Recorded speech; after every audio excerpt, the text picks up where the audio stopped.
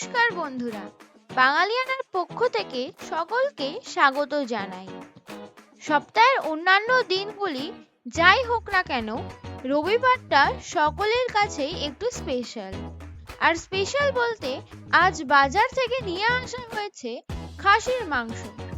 প্রথমেই আমি খাসির মাংস ভালো করে বেছে ধুয়ে জল ঝরিয়ে নিয়েছি।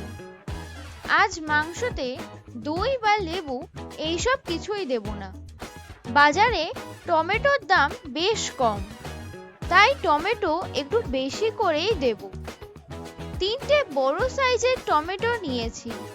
টমেটোগুলো পেস্ট করে নেব। নিয়েছি আদা, রসুন, পেঁয়াজ আর অর্ধেক কাশ্মীরি লঙ্কা। এগুলো আমি পেস্ট করে নেব। ফোড়নের জন্য নিয়েছি 2টি তেজপাতা, 1টি শুকনো লঙ্কা, 4টি এলাচ,